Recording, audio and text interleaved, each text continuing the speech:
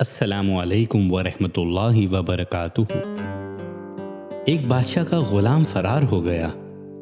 اس غلام کو ہر جگہ تلاش کیا گیا، لیکن وہ ایسا ہوشیار نکلا کہ کسی کے ہاتھ ہی نہ آیا۔ اس دور میں غلام کا مالک کے گھر سے یوں فرار ہو جانا ایک سنگین جرم تصور کیا جاتا تھا۔ مفرور غلام جب بھی گرفتار ہوتا اسے قتل کر دیا جاتا تھا۔ بادشاہ کا یہ غلام بھی ایک عرصہ تک روپوش رہا اور اسے کوئی ایسا ٹھکانہ نہ ملا جہاں وہ اپنی زندگی آرام سے گزار سکتا۔ اس پر ہر وقت یہی خوف طاری رہتا کہ بادشاہ کے سپاہی آئیں گے اور اسے پکڑ کر لے جائیں گے۔ اس غلام نے اس بے سکونی سے نجات پانے کے لیے فیصلہ کیا کہ مجھے بادشاہ کی خدمت میں حاضر ہو کر اپنی غلطی کا اعتراف کر لینا چاہیے۔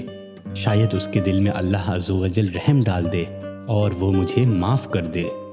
وہ غلام اس سوچ کے ساتھ بادشاہ کی خدمت میں حاضر ہوا اور نہایت عاجزی و انکساری کے ساتھ اپنی اس گستاخی کی معافی مانگی۔ بادشاہ کو چونکہ اس غلام سے نفرت ہو چکی تھی، اس لیے اس نے اسے دیکھتے ہی حکم جاری کیا کہ اس کو قتل کر دیا جائے۔ جلاد نے اس غلام کو پکڑا اور قتل گاہ کی جانب لے کر چلا۔ اس غلام کی آنکھوں کے آگے قتل کا حکم سن کر اندھیرا چھا چکا تھا۔ اسے یقین تھا کہ اب چند لمحوں بعد اس کا سر قلم کر دیا جائے گا۔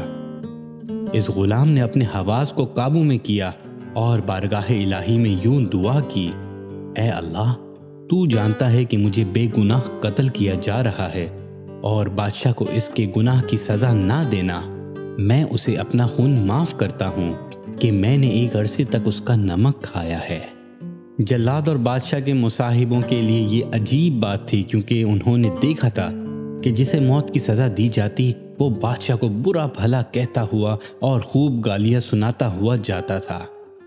بادشاہ کے کانوں میں جب اس غلام کی فریاد پہنچی تو وہ اس کی اس وفاداری سے خوش ہوا اور اس کے قتل کا حکم واپس لیتے ہوئے اسے آزاد کرنے کا حکم جاری کیا۔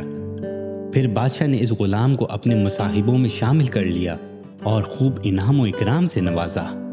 حضرت شیخ سعدی رحمۃ اللہ علیہ اس حکایت میں ایک بادشاہ اور اس کے غلام کا قصہ بیان کر رہے ہیں کہ ایک بادشاہ کا غلام فرار ہو گیا، اور پھر جب وہ غلام بادشاہ کی خدمت میں دوبارہ حاضر ہوا تاکہ اپنی اس گستاخی کی معافی مانگ سکے، تو بادشاہ نے اس کے قتل کا حکم جاری کر دیا۔